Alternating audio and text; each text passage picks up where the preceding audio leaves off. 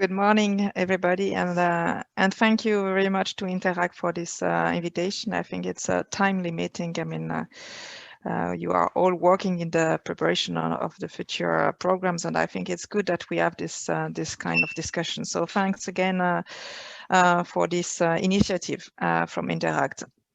So maybe I won't make a presentation. I mean, a PowerPoint presentation, but I will provide you with some element of context that I think are important.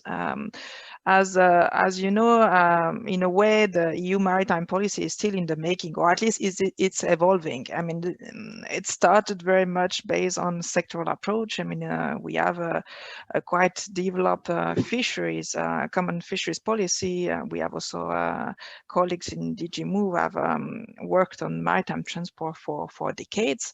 So we had some quite strong policies on different sectors.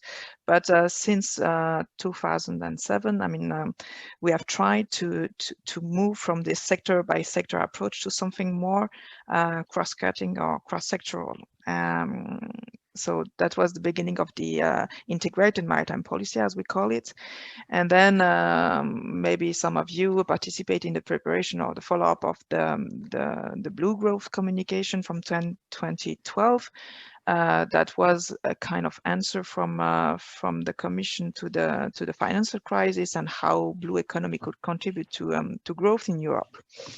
Now we are in a quite different context. I mean, with the new Commission, I mean, Mrs. van der Leyen clearly, when she came to office, insisted on our ambition to move towards a carbon neutral Europe, and this is the core of the European Green Deal that was presented by the Commission.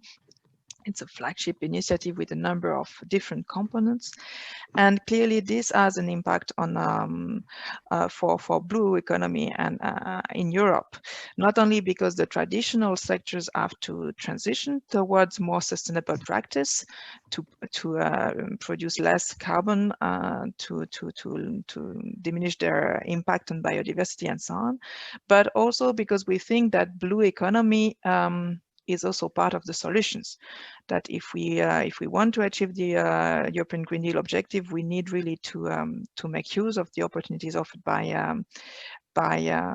blue economy. And for example, maybe some of you followed the adoption this week or last week of the new communication on marine renewable energy.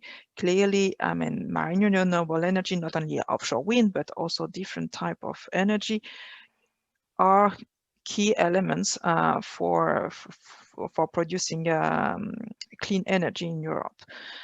So these are important, of course, and if with having this in mind, those objectives of the Green Deal, I mean, a cross-sectoral approach is even more important than before, because we need to take into account the accumulated impact of all the marine activities on our seas. If we want to ensure their long-term sustainable use, we have to make sure that the cumulated impact of activities at sea is sustainable. And for that, we need to look at and explore ways to reduce externalities and to think about co-location of activities and so on, so that we can also preserve large spaces of marine protected areas. I mean, you may have seen that the Commission proposed to protect at least 30% of our seas for conservation of habitats and biodiversity. So these are very important element to take into account when we design our maritime approach. Of course, another very important element to take into account is the impact of COVID.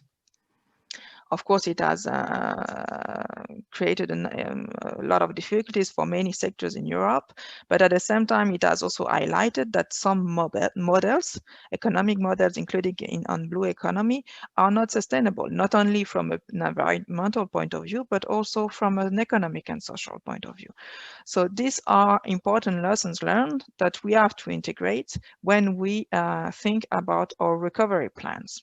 And you know that all the member states are now preparing what we call the recovery and resilience plans to benefit from EU funds that have been made or will be made available to tackle the impact of the COVID. So all those two combined elements, the European Green Deal ambition and the COVID, push for revamping a bit our approach to blue economy, and this is a request that has been clearly made by the president of the Commission to our commissioner, Mr. Sinkevicius. She asked him to develop a new approach to sustainable blue economy, and that's what we are preparing here in DG MARE. I mean, we expect to adopt a communication in early next year that will set a bit the vision. So we have organized in October on the 27th a webinar for stakeholders where we presented some initial ideas, and a consultation is ongoing, and I really invite all of you to participate in this consultation. I will share with you in the chat the link where you can find the roadmap and where you can also put your comments and feedback. The consultation is open until the 7th of December. Of course, the Commission will build on its different policies. And yeah. And I'm sorry, somebody else is speaking.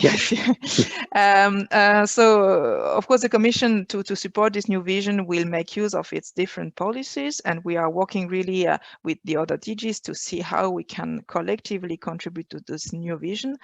And we will also try to make use of the EU funding that is available.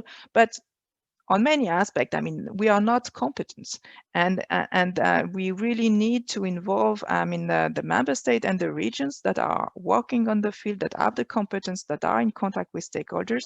And what we would like with this new approach to sustainability is really to end up with a shared vision. It's not only the Commission views, we don't care. I mean, what is important is that at the end, we have a collective understanding of how we place our seas and oceans to support our economic development, but also of our well-being. So for us, it's very important to have this exchange with the member state and with the regions and all the stakeholders. Now, if I turn to why Interreg programs are such important for us, I would say that for me, there are two very important things. The first thing is that, I mean, regional cooperation is very important and relevant where we talk about blue economy. Why? Because, I mean, there is no real border at sea. What is done by one country has an impact on the others. So we need to have a regional understanding of priorities and challenges. So for me, the Interreg program and cross-border programs, I mean, are offering this possibility to look together at shared interest and shared challenges. And this is quite important. And that's why also DG MARE, for example, invested a lot of efforts in developing sea basin strategies or being part of the preparation of macro-regional strategies, because we think that this type of tools are essential to facilitate cooperation among member states and regions. And this is very important. Another thing that is for us very important is that we think that those different Interreg programs have facilitated also new approaches, innovations. A lot of interesting things have happened in the different part of Europe over the last years. And I think it's very important that we build on that we share experience among us to build the future vision. I'm sorry for the noise behind me, but there is work in the building. So that's the pleasure of teleworking. I hope at least that it's not a problem and that you can still hear me. But that's part of the new working condition we all face. So that's what I wanted to say. And also maybe but I think that my colleague Pascal from DG Regio will develop this. It's also interesting to see also what is in the new regulations, and also the fact that, for example, there is a better link between Interreg programs and the sea basin strategies and the macro-regional strategies. And this is also super important for maritime cooperation. what I wanted to say is also that so we are very keen to continue working with you on all this and about sharing the lessons of the past, and also to promote innovation and new approaches. And in view of that, we are thinking about organizing maybe a specific event on blue economies, smart specialization, and how we can make use of that in the future programming exercise. So this is something we would like to jointly organize with GRC, but also certainly with Interact, to see how we can support you in the coming preparation of programs, and also just share lessons learned between all of us. So that's what I wanted to say in my introduction. So thanks again.